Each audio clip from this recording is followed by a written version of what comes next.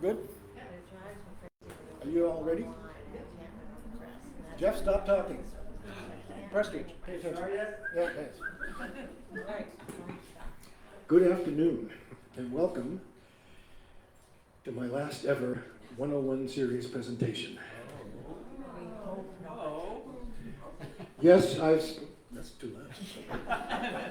Yes, I said that for the last 2 years, but the reason it's mostly true this year, the well's kind of gone dry.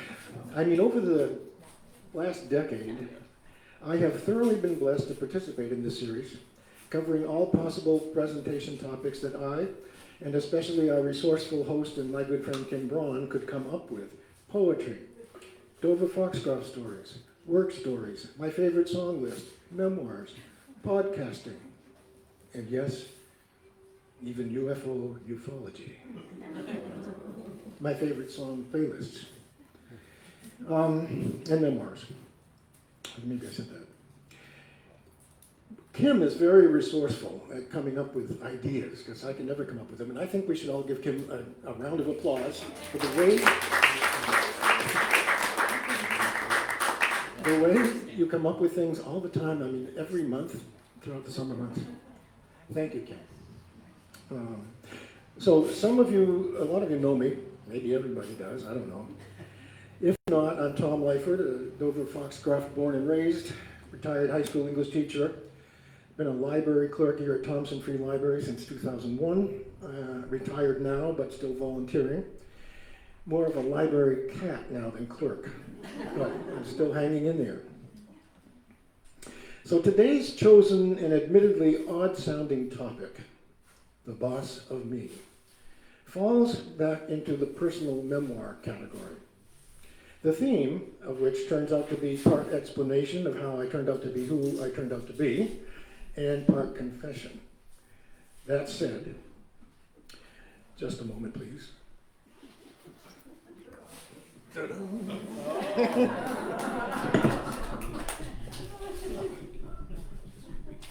So, Mike. Are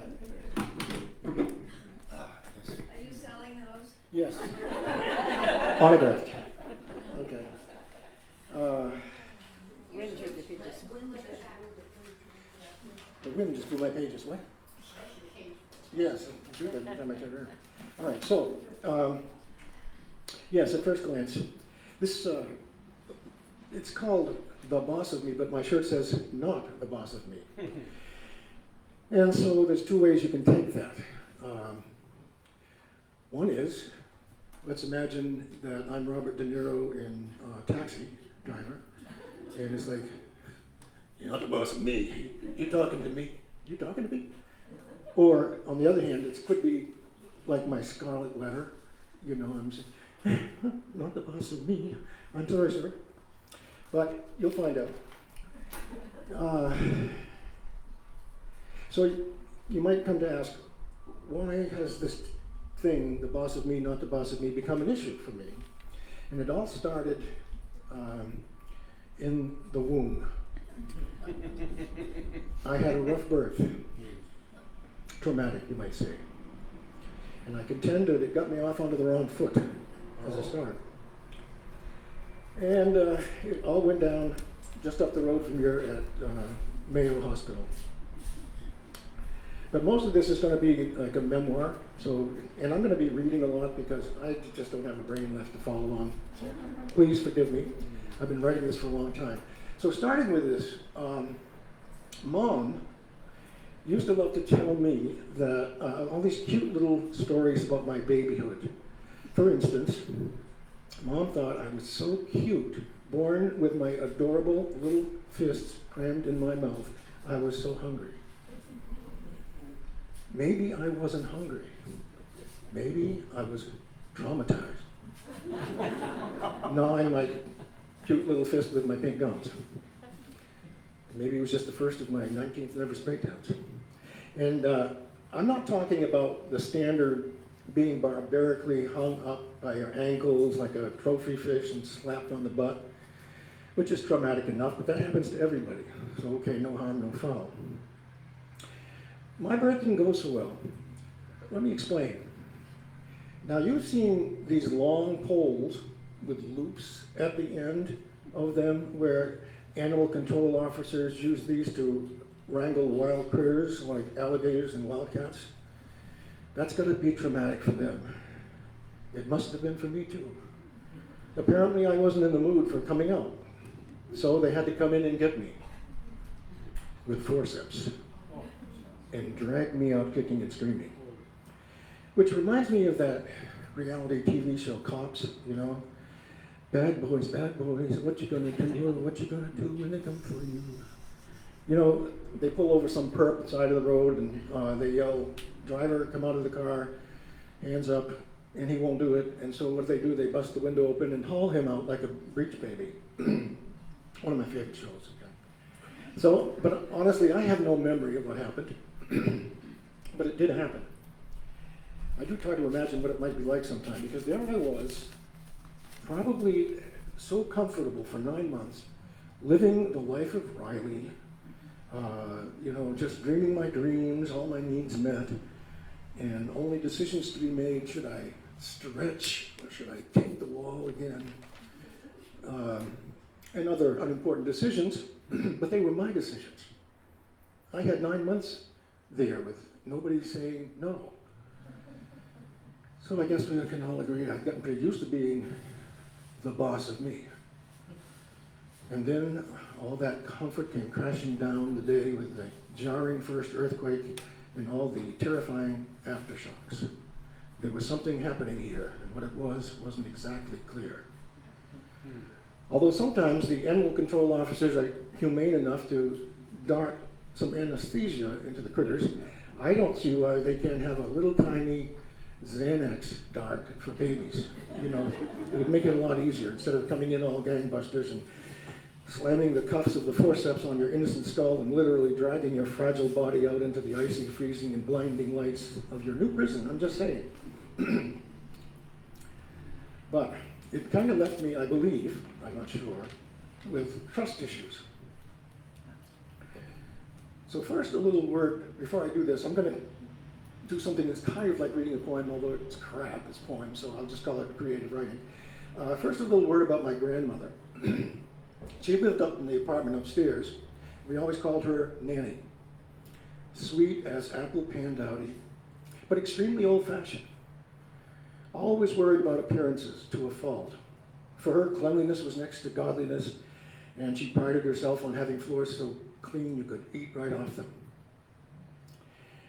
You never talk about unsettling topics, you don't make waves or do anything that might cause you or your family to become fodder for gossip. One example I can give you, and this is really weird.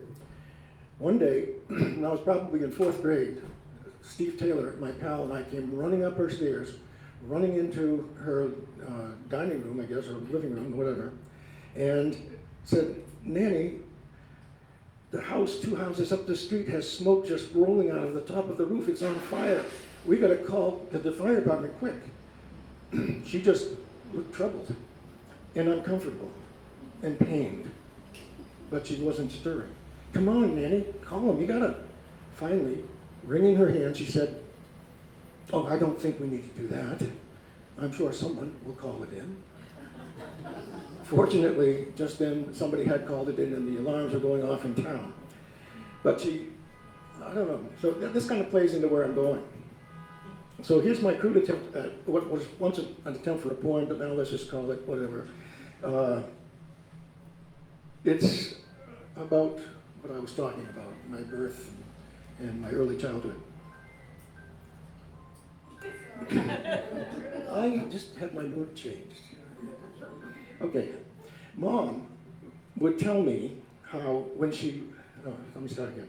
Mom would tell me how when she proudly would promenade me down the sidewalk in my little pram, me, the only float in the one little man parade, how Nanny would bunch the blankets up all around my Humpty Dumpty head, leaving only my cherubic face exposed like the top of some tasty, tempting factory seconds cordial nestled in its pleated open-topped wrapper. That made me feel good. Conformity ruled our 20th century middle-class values back then, and even a hint of deviance, aka peculiarity, might threaten to upset the apple cart of the much sought-after white picket fence American dream of perfection. Might elicit frowns, perhaps, or a tendency to look askance from the unspoken discomfort of viewing a slightly misshapen little head on an otherwise miracle of perfection lying there. I told you this was going to be sad, I told somebody. Me, of course, too ingenuous to realize amid the cooings and the "oh, isn't he cute," that I was, in fact, Nanny's little elephant man. That a head like mine could be a very unsettling family cross to bear. So Nanny would go to work on me the same way some shyster of a used car salesman might shine and polish up the worst clunker on the lot.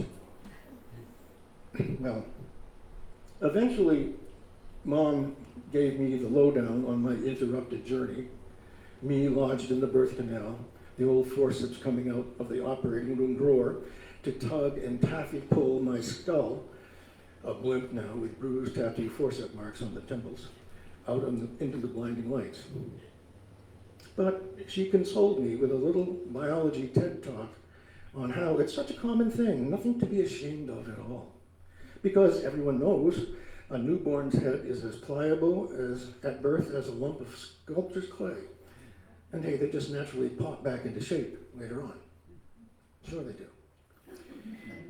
You may not have noticed it, but I do have kind of an extraterrestrial shape to the back of my head. Okay, so years later, I go out for high school football. Whoa, none of the helmets fit my head.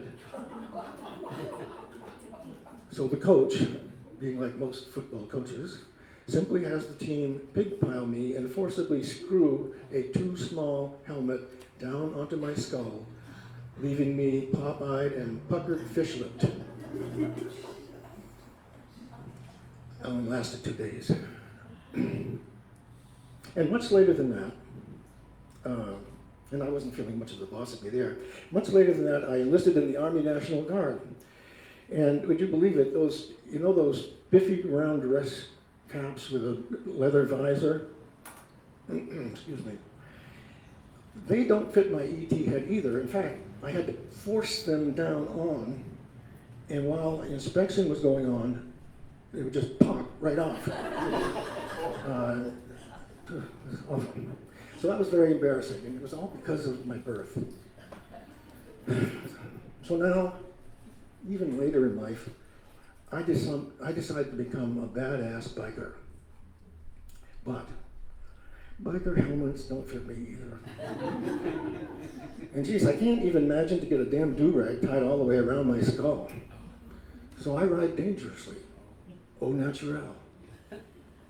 At long last, though, I do drop the macho man scene and become instead the gentle bohemian poet minus the beret, which didn't fit. But finally, I realized that if I did want a hat to wear, that I could discover the great all-American soft baseball cap. That was good. So yeah, I'm all good now. I've gotten on with my life, despite that somewhat extraterrestrial je ne sais quoi about me. And anyway, you'll find me a little more hard-headed these days. Still a little thin-skinned, just a tad self-conscious though. So much more the boss of me, and in the opinion of some, just a little prone to wild exaggeration. So, I was born with trust issues, and I kind of blame it on that birth. So as the wannabe boss of me, even as a child, I came up with 2 rules. The first rule was, from day one, my body is my body. You do not touch my body with bad intentions. You do not penetrate it with any kinds of probes. I will not allow probes of any kind, and that would have included the alien kind. And if you violate this rule, I'm not responsible for any violent measures I may take to protect myself. Second rule, No doctor's office visits. The rubbing stink of alcohol, the stink of rubbing alcohol there scares the bejesus out of me. So what happens in my childhood? I have ear infections. Doctor's office.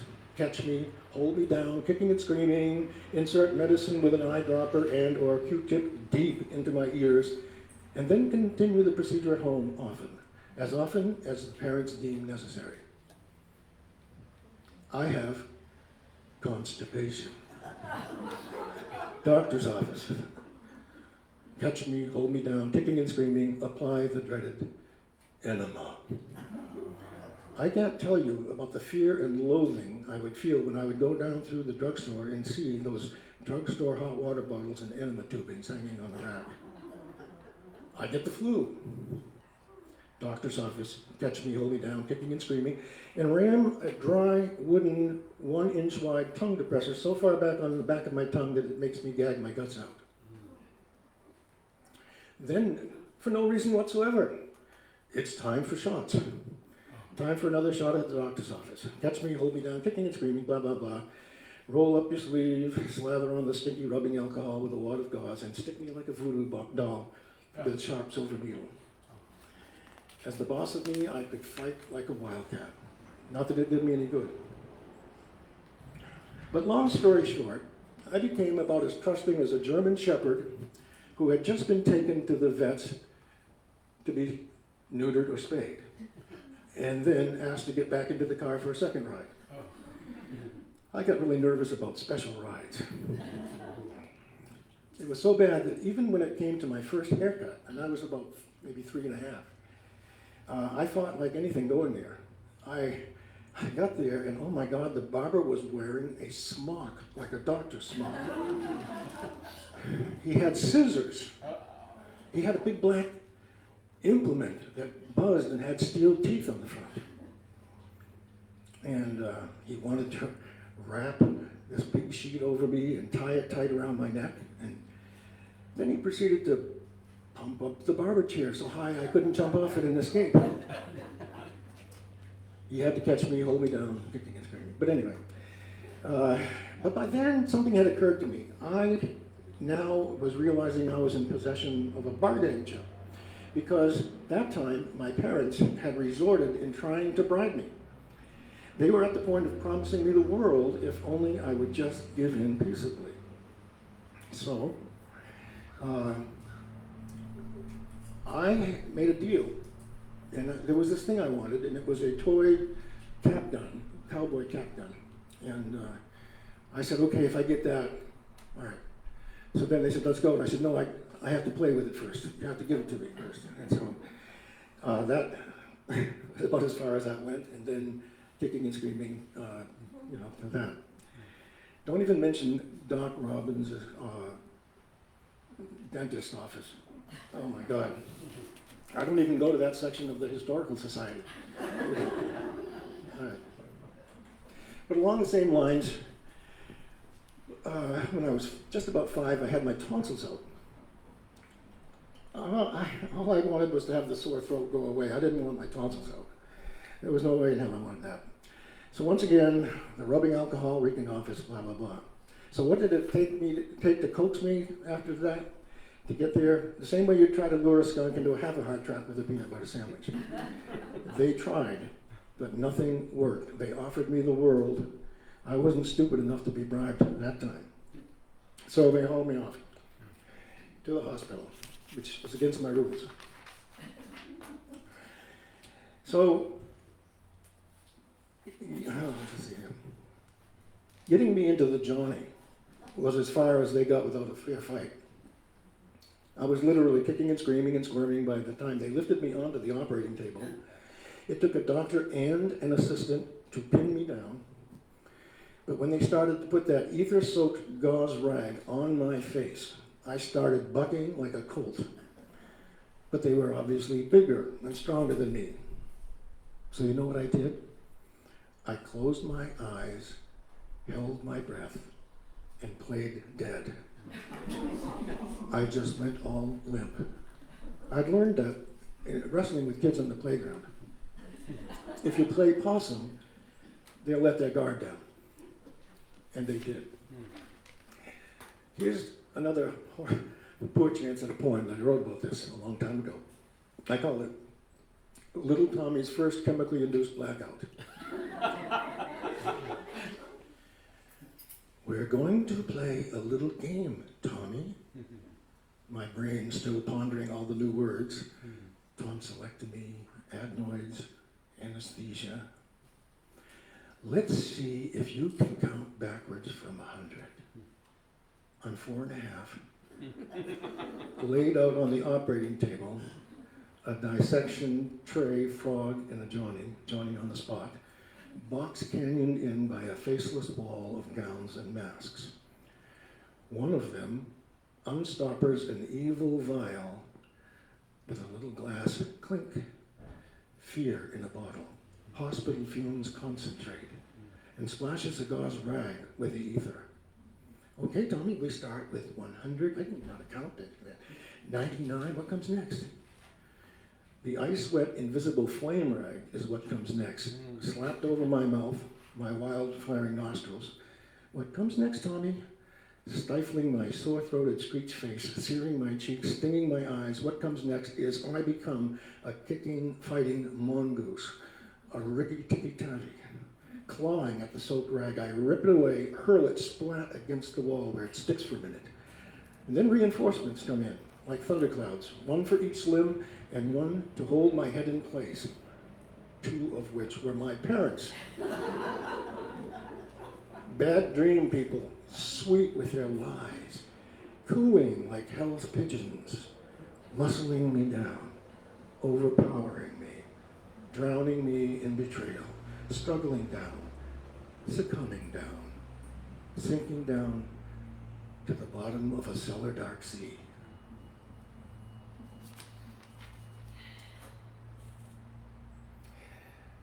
Let's see, did I mess with this thing too much? Okay.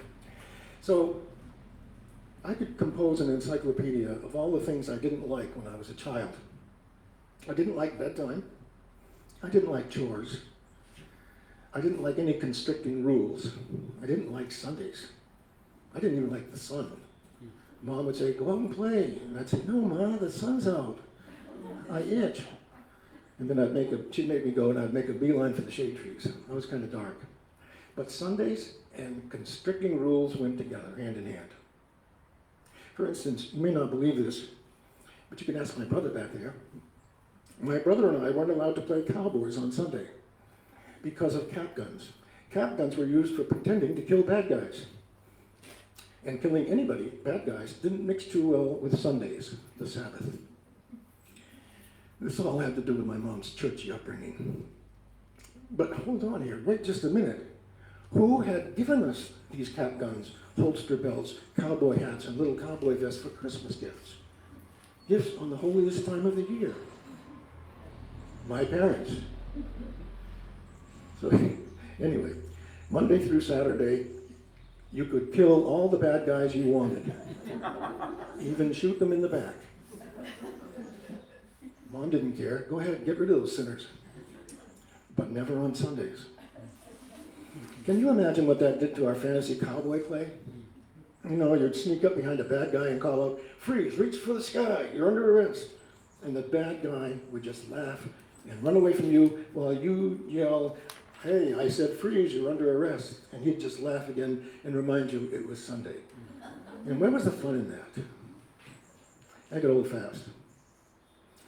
But okay, here it is.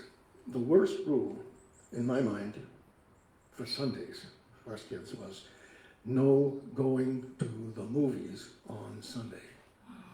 Oh, I couldn't get it. I lived for the movies, and that was child abuse. I had an allowance that would get me into Center Theater every Saturday, and I could scrounge up enough bottles and cans to get more money to get into the second one, or else I could sneak in. But I guess the whole point was, if something felt good, if it was enjoyable, then it was sinful on Sunday. And then Sundays themselves, you know, I have this memory of just like you'd come home from church and you'd be thinking like, man, I can't wait to get on my bicycle and ride off, my bicycle trigger.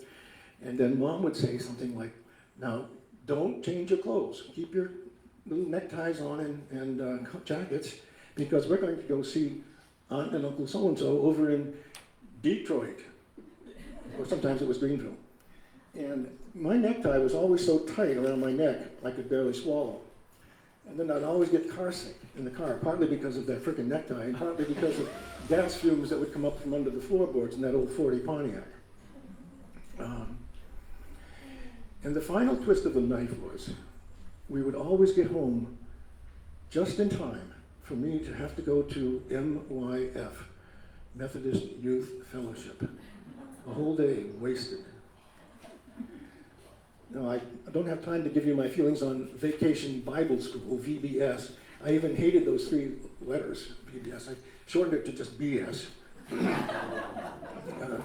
Because, they'd have us sit in circles and sing silly songs like, one door and only one, and yeah, the sides are 2, inside and outside, which side are you? Really. So anyway, Sundays weren't my thing. I had to cut out so much because I had my whole life here, and I knew that we could maybe get 1/10 of it, by the end of the day. Okay, I'll start with one last rule with my mom, and that was stay away from the river. And I wrote a little poem about that called Mama Said, wrote it a long time ago. Mama said, whatever you do, just stay away from the river. So, I became Tom Sawyer, the Piscataquis, my Mississippi, where we'd fish and fall in from small boulders every day. And we floated this old discarded door we'd found as a raft, and we poled it with broomstick handles, just like Fess Parker and Buddy Ebsen and Davy Crockett and the River Pirates. And we'd haunt the off-limits Indian cave, where some kid died the year before from falling off one of the ledges. Us still believing we'd find ancient arrowheads and maybe his ghost, but finding only graffiti. And then up behind the old movie theater, we'd harvest little thrown away snips of celluloid littering the riverbank among the leaves and other river trash, like the MGM Roaring Lion logo.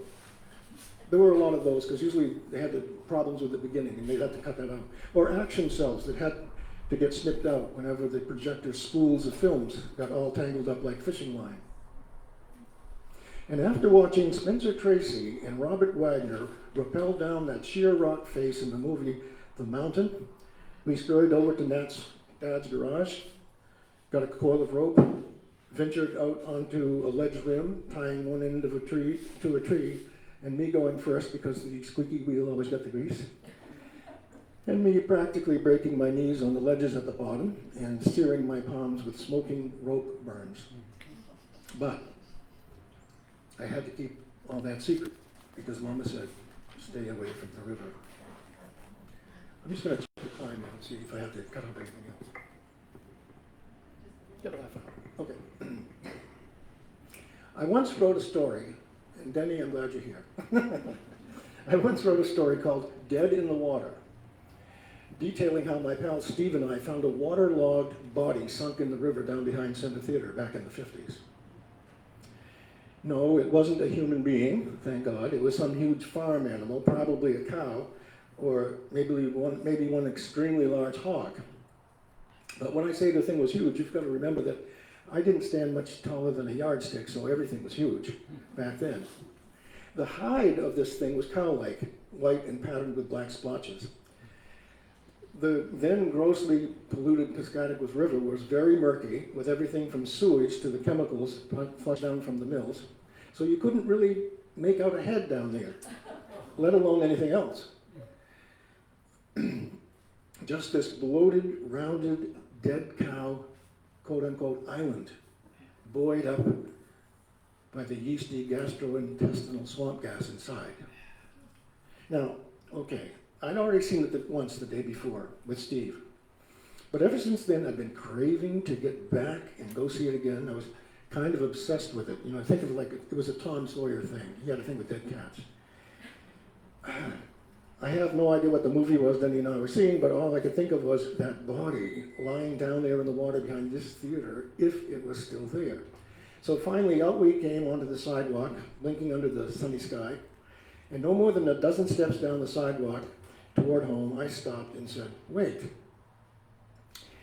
To our left lay the Forbidden Fruit, the alley that separated Titus Jewelry from Kitchen's restaurant, giving way to a thin copse of wild scrub trees and then the incline of boulders down which you could pick your way to the taboo zone, the soiled and littered banks of the smelly Piscataquis.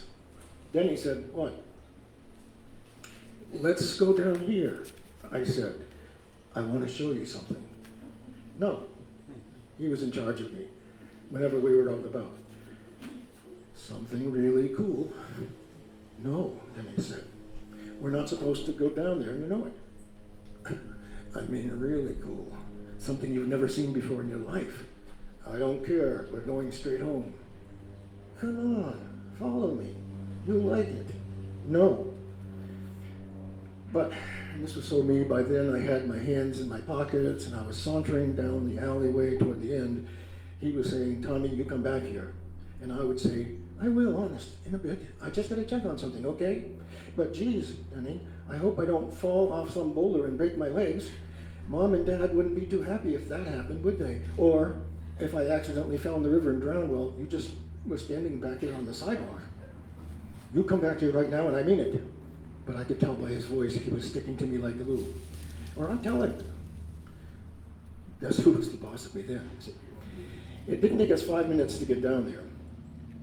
And by God, it was still there. I remember Denny said something like, Jeepers, what the heck is that? I don't know, I said, but watch this.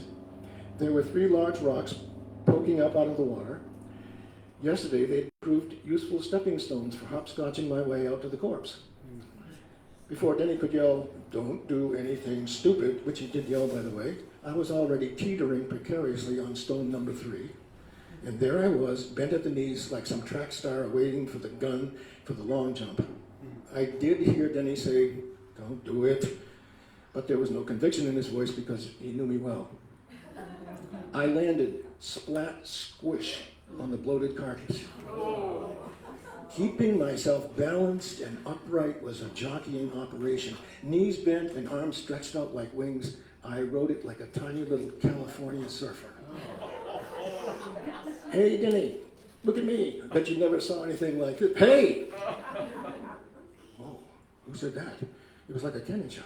I looked over at Denny in amazement, and then again I heard it. Hey! Only Denny's mouth hadn't moved at all. And looking kind of sick, he slowly turned halfway around and gawked back up the banking we'd come down. And Jeez and Crow. Up there on the top of that slope stood a man in a white shirt and a black bow tie. One of the angriest looking men I had ever seen in my life. A gangster bad guy right out of the movies. What the hell you kids think you're doing down there? You know you're not supposed to be down there. Oh my God, he said a swear. I almost collapsed right into the water. You little fools, get your asses back up over this bank before I count to 10. Me, I was already leapfrogging back over the rocks. You kids got no business down here. I didn't have to be told twice, but I was sobbing by then. Denny, slow down, wait up, please, wait for me. About 1/8 of a mile down the sidewalk toward home, we collapsed on someone's lawn. So out of breath, we could barely talk. And when we finally could speak, between gasps, Denny unknowingly pretty much went Oliver Hardy on me by saying something like, well, there's another fine mess you've gotten me into. Later that night, and by the way, these are all true stories. Later that night, in our shared bedroom, we went over the nightmare in secret. Denny, I think if that guy had called Dad by now, we'd probably be dead already. Me, I'm more worried about that guy killing us than Dad killing us. Denny, no, he's not going to kill us. He just wanted to scare us. Because really, we weren't supposed to be down here, stupid. It's against the law. Me, are you crazy? Didn't you see his face? Just like all those killers in the movies? No, he's not. I recognized him. He's the shoe salesman over at Koritsky's. Oh, what? Shoe salesman can't kill anybody? Why would he want to kill us for playing where you're not supposed to? Listen, because we know too much. Know too much about what, for Christ's sake? About the cow. Well, I don't. He knows we found the murdered cow, dummy. He knows we found it, and he knows that we know who did it. He didn't kill that cow. You saw his face, it was guilty, and now he'll come after us. If he was going to kill a cow, for crying out loud, why would he do it way down there by the river? I don't know, maybe because nobody could see him do it down there. Where would he get the cow in the first place? For some farm. What do you think? Then he says the nearest farm's what, like 3 miles out of town? What's he going to do? Rustle the cow, stampede it down Main Street at 3 o'clock in the morning, and then drag it down to the river? It's hard enough for us to get ourselves down to that bank, let alone lead a cow down there. Look, I want to go to sleep now, okay? So just shut up, close your eyes, and get back to sleep yourself. Well, although I wasn't able to get to sleep myself, night after night, while I waited to hear the sound of the salesman's shoes walking up the stairs, at least I had one less worry. I didn't have to worry about Denny ratting me out to Mom or Dad about going down to the river, did I? Because due to the fact that he was down there with me, well, I guess that made him an unindicted co-conspirator. And yeah, I was the boss of me, at least in some ways. Okay. Now I'm going to start talking about how I became a lot more adept at handling myself against the people that I was not the boss of. I call this one grounded. Tommy, wake up, it's Sunday morning, you'll be late for Sunday school. I groan, roll over, and bury my head under the pillow. Hey, come on, I said you have to get out of bed, you've got to get dressed. She goes back into the kitchen.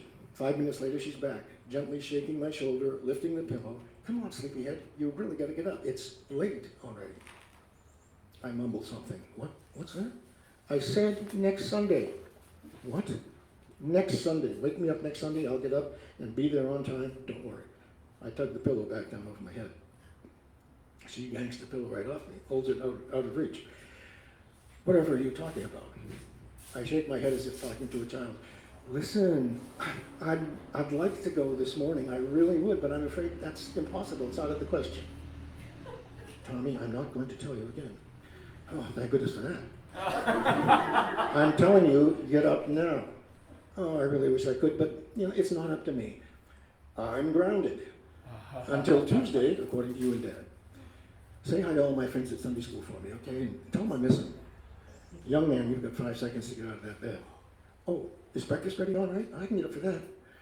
Listen, you are going to be at Sunday school on time. You are going to be at church on time.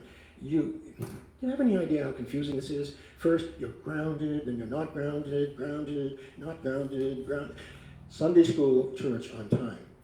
Well, according to my parents, I'm not leaving this house till Tuesday, and well, I've kind of got used to it. I like it here. Okay, and here she pulls out the ace of spades. We'll see what your dad has to say about that. All right, it was time for my Hamlet soliloquy. This is really bad, and I did say something like this. I practiced it in my head to perfection.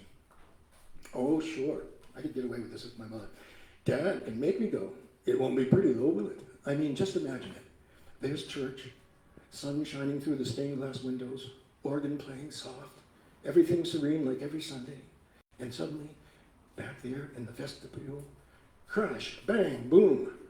People turn their heads. Is that a fight going on out there or something? Suddenly the doors get kicked open. It's me and Dad. He's got me by the scruff of the neck. In we come, dragging me with my toes on the carpet. I said, we'll see what your father has to say about this. And then she was gone. Yikes! I leaped out of bed. I'm pulling on my dress pants when the door opens, and all Dad has to do is just lean his head in and look at me. Yeah, I'm almost dressed, I say, rather meekly. So here's church. Sun shining through the stained glass windows, organ playing soft, everything serene like every Sunday, and suddenly the vestibule doors open very quietly. Oh, it's the Lyford family. Me entering first, all dressed up, my hair smacked down, my necktie practically choking the life out of me. Dad pointing out an empty pew, me leading the way to it, us all sitting down quietly in reverent serenity. And yes, I made it to Sunday school on time, and yes, I would also make it to MYF on time that evening as well. That's the way Sundays went. Sundays sucked.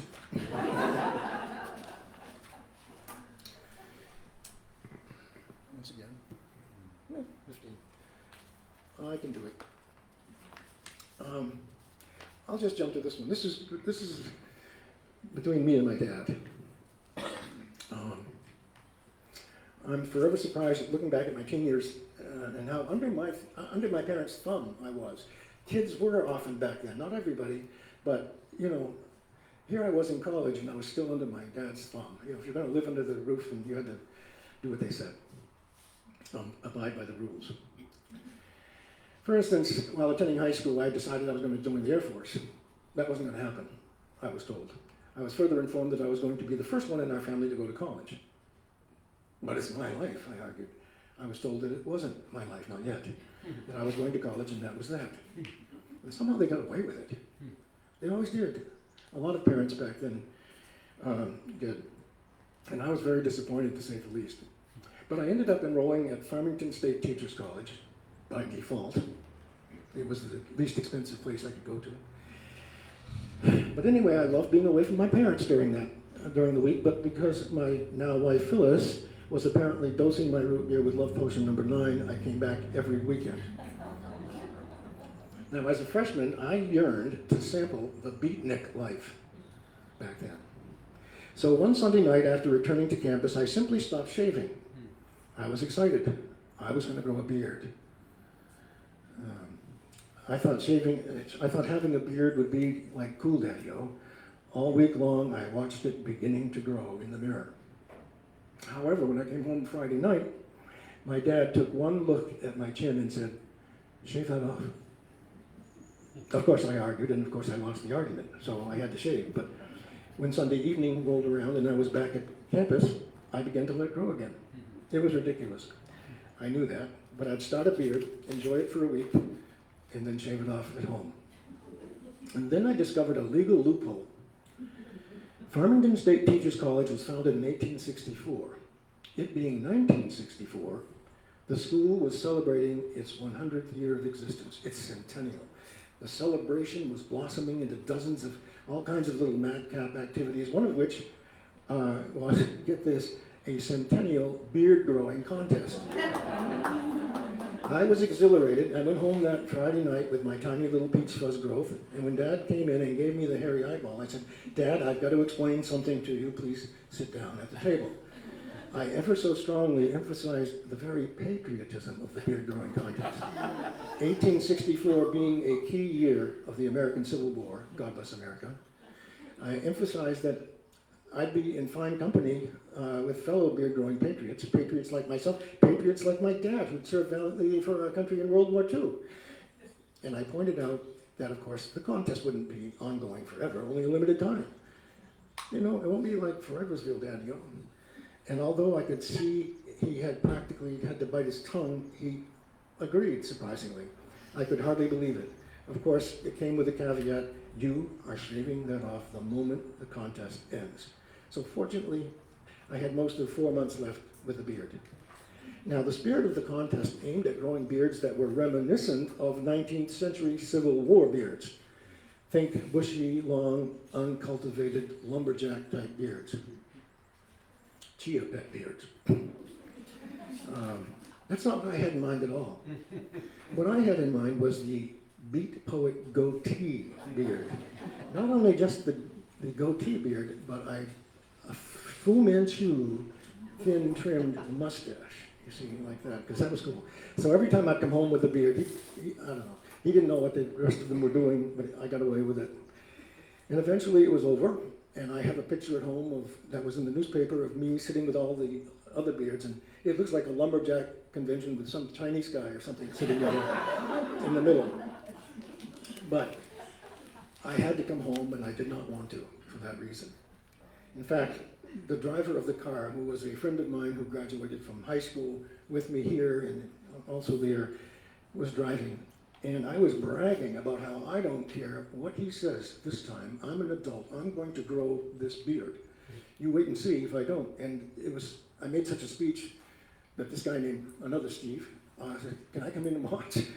So I said, "No, I don't care."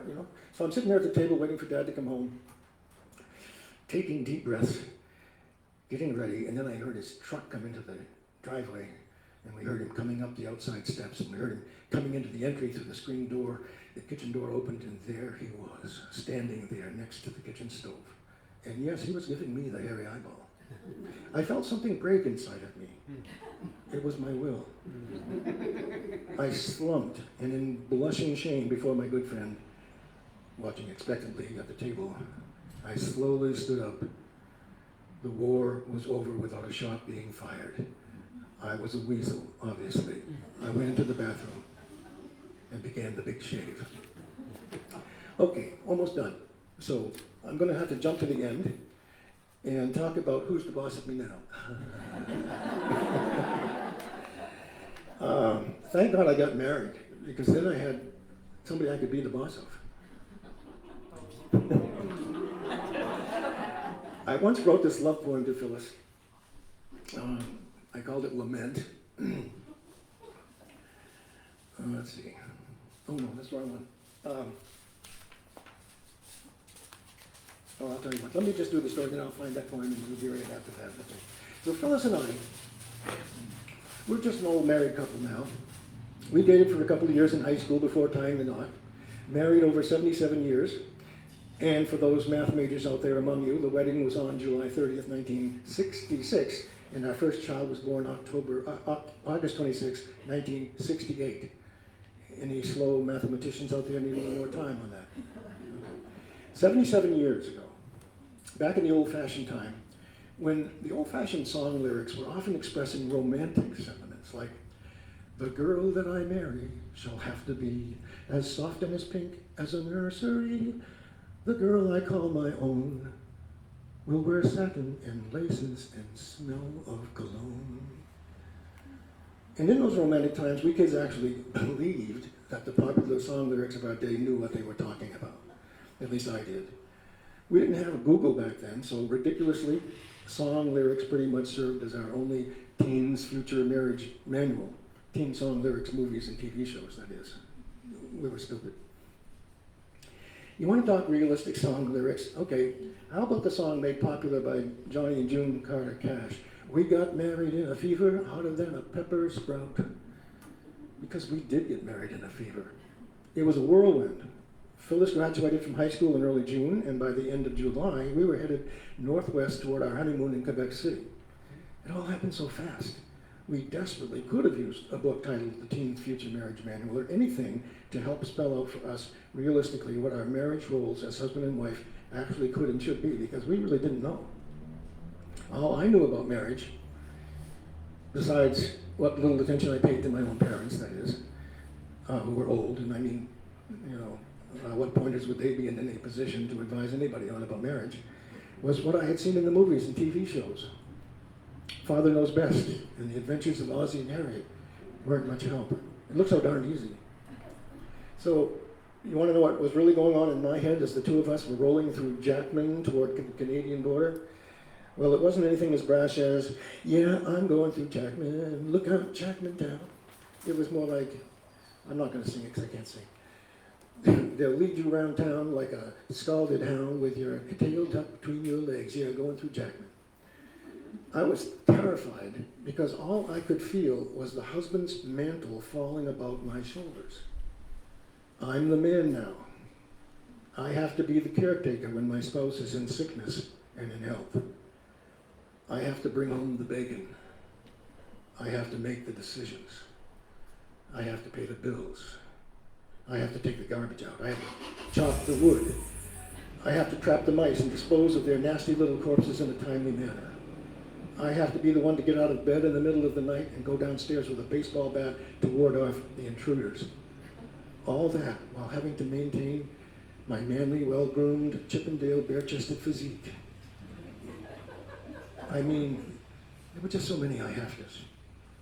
It was all so daunting, but plus I had to be the stoic one who must never admit or let on that he ever could be daunted. Anyway, that's the way I began, and I was able to pull it off for a few months, maybe. But then some problems occasionally arose. or at least what I saw as problems.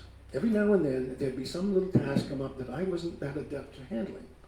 I'll give you an example. For instance, one of the big milestones I always remember is we had our first child in 1968. I went out and bought us a brand new state-of-the-art baby crib in a most manly way. I muscled all of the various assemble it yourself parts along with the easy directions out of the big box on the floor. And then I surrounded myself with the directions, hammer, wrenches, screwdrivers, Phillips head and flat top, etc. So I was ready, and I went to work. I proceeded to sit right down like a chimpanzee among all of the mess I'd made on the kitchen floor and study the assembly manual. After a day and a half went by, I heard impatient Phyllis mutter from behind me, "Get out of the way." I expressed my grave concerns. 2 minutes later, however, she had that crib up and rolling into the baby's bedroom on all four wheels, fully and correctly assembled, with the drop rail sliding down, up, and locking into place exactly as the directions said it should. That hurt. And somewhat later in our wedded bliss, she decides to take the H&R Block income tax course, and she got her license. So then, of course, she fired me from my income tax returns job, and for the first time, we began getting back refunds, substantial refunds. You can imagine how embarrassing that was. One day, she even announced that she was enrolling in an adult ed woodworking course. I was thinking, come on, Phyllis, over in the shop at Setamocha. And before you knew it, she was shaming me once again by outfitting our barn with table saws and routers and power drills, and then having the nerve to build us a very solid set of front steps right in front of the entire neighborhood. Yeah, that went my self-esteem. So what was I to do? I mean, what could I do? Besides the obvious, picking up some of the housewifely duties, the dishwashing, the grocery shopping, making the bed every morning. Oh, and performing those manly duties she felt were beneath her dignity, but were just fine for me. Taking out the garbage, catching and removing the skunks and groundhogs from the cellar, spraying the wasps' nests and hornets' nests, cleaning the toilets. You get the idea. But to have any sense of fulfillment and satisfaction at all in my life, I needed something just for me. In no time, I was I was an English teacher, wasn't I? And as such, I had a great deal of respect for and got a lot of enjoyment from creative writing and literature, especially poetry. Actually, I've been scribbling out rhyming doggerel poetry written by dogs for fun ever since grade school. So I decided to try to take my humble poetic skill up a notch and write more seriously. In no time, I was head over heels in love with the satisfaction of writing poetry. For some time, I was pretty timid about calling myself an actual poet, but as I shared a few of my writings with friends, I began getting quite a lot of encouragement. So I bit the bullet and went out on the road, attending any poetry open mics that I could find. And Phyllis was kind enough to go with me on some of these occasions. At one particular open mic that I remember, after I had performed my reading and happily returned to my seat in the audience next to my darling wife, she leaned her shoulder up against mine, looked me straight in the eye, and told me under her breath, "You've been better." What? You've been better. I immediately wished I hadn't asked. She shrugged. I know what I like, okay? And by then the next writer was reading aloud. But I was shocked. What did she know about poetry? I mean, who's the English teacher around here anyway? Her and me. I mean, who spent an entire career teaching poetry, huh? Oh, I was seriously chagrined. But I have to say this, it took me a while to finally and actually see it, and to force myself to admit it that, damn it, she was right. That was hard to take. But I went to work whittling the damn poem down. And then it happened again. In the privacy of our living room, I was so eager to share something I was working on in progress with her, and I read it to her, and did she light right up and tell me what a joy my words had brought into her life? No. You're belaboring the point, aren't you? I mean, you've already said it once. Why say it again? My jaw dropped into my lap. Listen, I hate to break this to you, Phyllis, but you know, repetition, it's kind of right there at the heart of poetry. Well, it just doesn't feel right. I mean, well, you asked me. Hey, I know what I like, okay? She knew what she liked. How I wanted to come right back with, no, it's not all right, but at all. But I didn't say that. I probably said some things. But once again, it didn't take so long this time, and I could see it. I made some changes, and the damn thing improved immediately. And I mean, what was going on? And it's now many years later, and I have to say that every time I've been stupid enough to ask her for her opinion on something I've written, guess what? She always has been right. Right as rain, every stinking time. And boy, if you don't think that's maddening. But it's also a gift. And you don't look gift horses in the mouth, you celebrate. So here's a confession. Who's the boss of me? You know who it is. And having embraced this, I busy myself with only two primary jobs these days. One, striving to make Phyllis happy, and two, entertaining Phyllis, sometimes with my bad poetry, and trying to keep her in laughter.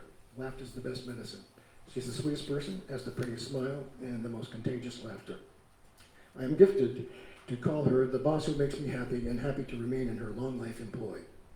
Love you, Phil. Here's the poem I was looking for, the love poem, the first one I wrote.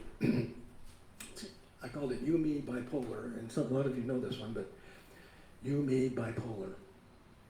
Me, negative. You, positive. Me, alphabetic. You, numeric. Me, dog in last life. You, probably daffodil. Me, make idea. You, make quilt. Me, AMC, mean American movie classics. You, all my children. Me like Tarantino, you like chick flick. Me Harry, you smooth. Me Tarzan, you Jane. You do. Me think. You happy camper. Me hate mosquitoes. You dream home and garden. Me just nap. You like Red Sox. I like poet laureates. Your computer heap big embroidery machine. Mine heap big jukebox. You always too busy. Me learn say no real quick. You snore. Okay, me snore too, a little. You Jane, me Tarzan. But of course I'm not Tarzan, and she's not Jane. And I just have to give you this tiny one and I'm done. This one makes reference to the RCA dog. I don't know if that means anything to you, but people mostly the ages I'm seeing would. The little dog looking up into the big speaker thing. I just use that as a thing, but I call this one fetching. Needling the quilt in your lamplight halo, you look over and find me, your RCA dog, gazing up into your eyes. My spiritual tail beginning to thump, me growling some humorous something or other, an old dog's old trick to earn the biscuit of your sweet laughter. Oh, thank you. Sorry, Phyllis.